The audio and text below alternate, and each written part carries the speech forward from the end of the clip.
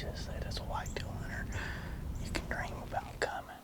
We got your typical South Texas looking flat here. Got some, prickly pears scattered around out there. You got some mesquites and some persimmons, and as you can see, we're literally sitting on several rubs. You can just kind of see the rub by that tree, by that tree, by that tree. They've destroyed that one all the way down. And look, there's an old 2-track that kind of runs back that way into a bedding area where a lot of these deer are kind of working out of, going into, they've got free choice protein feeders here. They've got cottonseed feeders here. They've got big food plots. I mean, to grow big deer, you gotta have groceries, you gotta have age, you gotta have good genetics, and this is one of those places they really work to provide all three. I came here fishing, I don't know, about a year ago. They've got several ponds here, and that's the first time I'd been on this property, and I was amazed at all the old giant rubs that I saw. That just kind of made me want to come back and go whitetail hunting, and here we are. A little bit later, sitting in a blackout pop-up blind, looking at a 2-track and some rubs, and hoping that something big rolls in.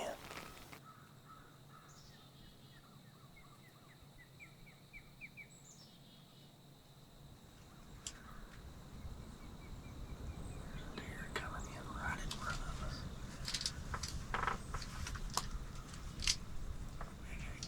He's behind the cactus now. Real nervous.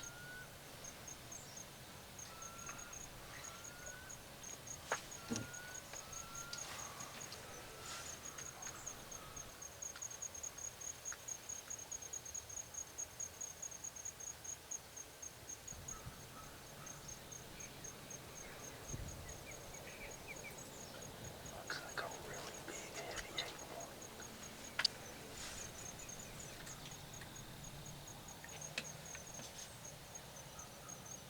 Going back in the brush.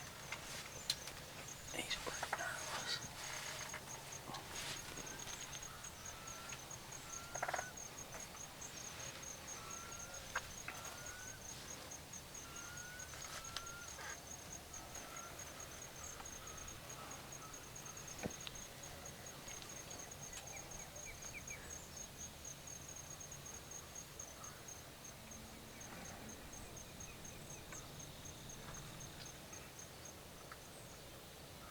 He's bugging out.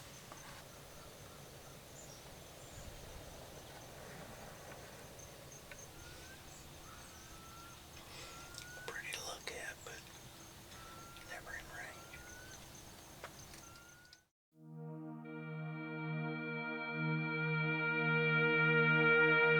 Hunting on this trip here is really cool. This is a ranch that's set up to entertain clients and take your family. I mean, it's a beautiful property.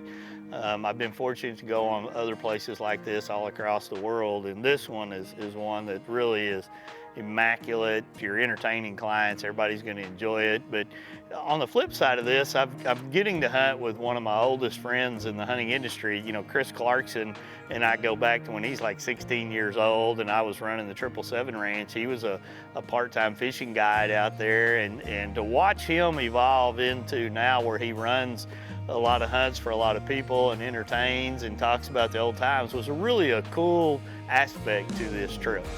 So the Rocky New Ranch is located 45 minutes south of San Antonio. We've got multiple lakes, we've got fishing, we've got hunting, probably some of the best whitetail hunting I've seen in Texas. Here at the Rocky New Ranch, we like to see people have fun. We like to see different groups come in and intermingle and everybody have a good time. We like to cater to corporate events. We're really big on getting groups out here. Bring your wife, bring your kid, bring a family, bring a business. We have meeting rooms set up where people can have meetings. At the ranch, the main lodge is where everybody, all the entertainment. We have TVs in the main lodge, bars, pool tables. Once again, just a first-class opportunity.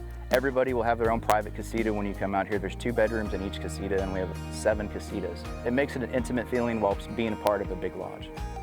When you come to the ranch, everything's first class. Maids, services, chefs, cooks, great food, and once again, great deer.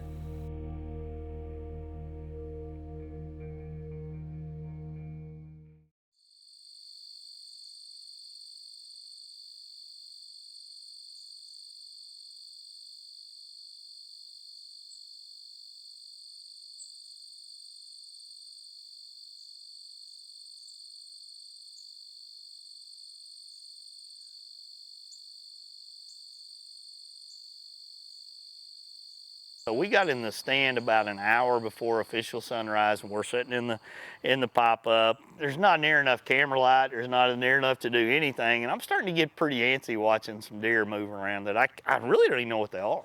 The buck that we had encountered the night before that was just super wary, he kind of, had moved around. There was another deer with him the night before. They were just a lot different mood this morning. When you're in a bow hunting deal at that point there, it's all about the angle. It's all about trying to get the best shot. Is that a bad angle?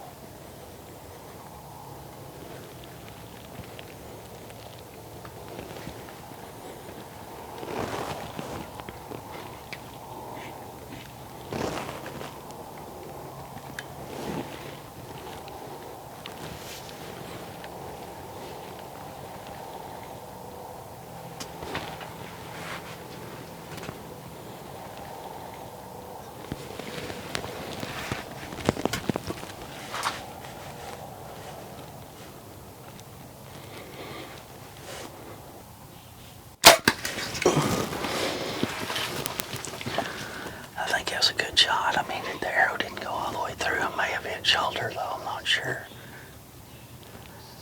We'll have to watch it back. Oh, what a big deer.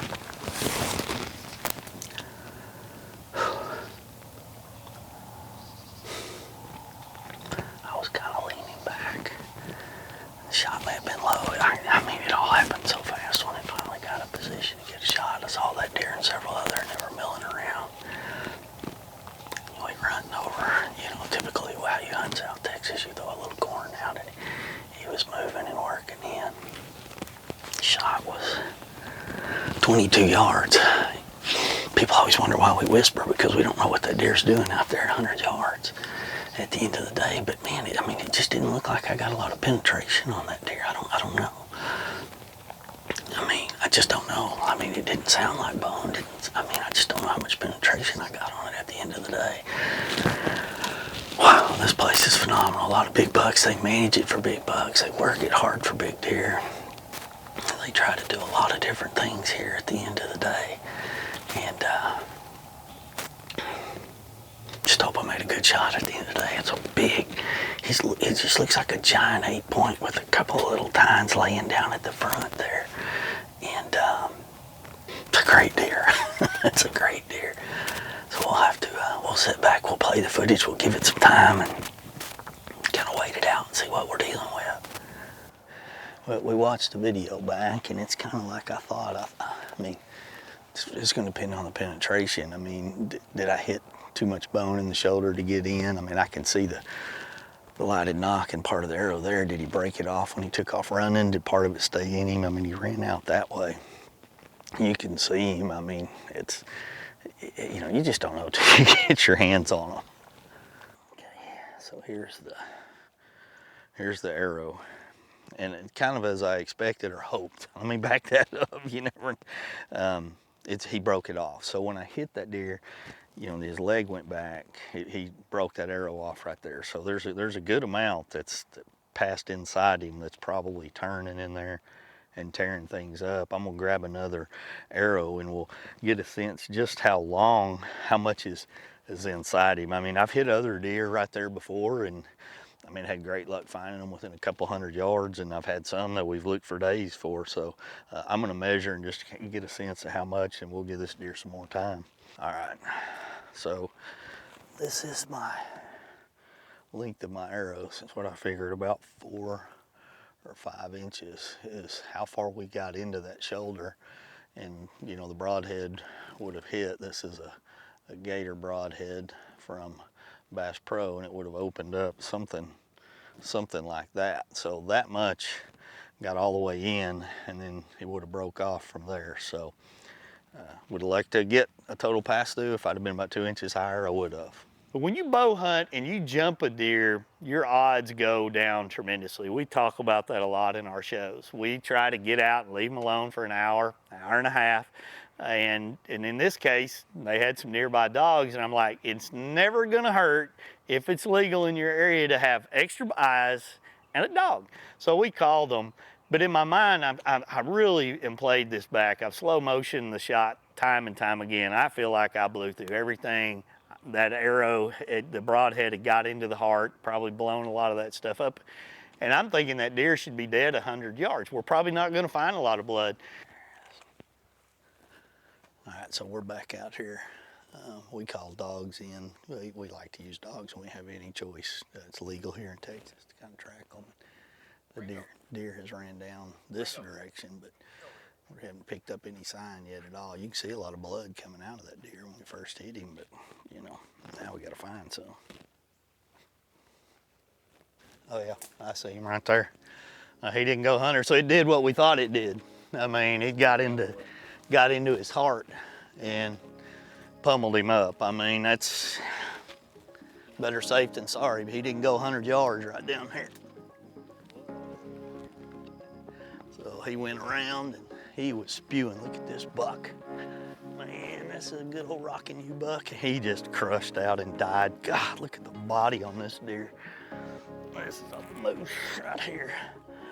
Look at that freaking buck right there. That's a cool deer. Look at this little channel right here. He's got like 2 extra points right there. Big old heavy body deer. I can't even move him around. That's a cool deer right there. Big old body deer. When you saw him out there, we had an encounter with this deer last night.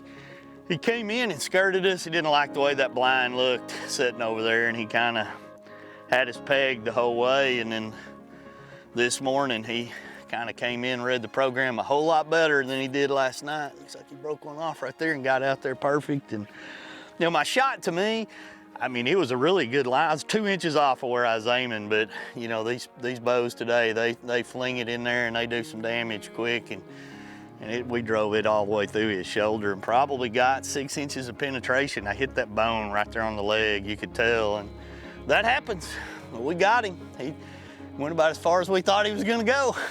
But you know, better safe than sorry when you got access to good tracking dogs. We talk about that a lot everywhere we hunt. And cool deer, cool deer.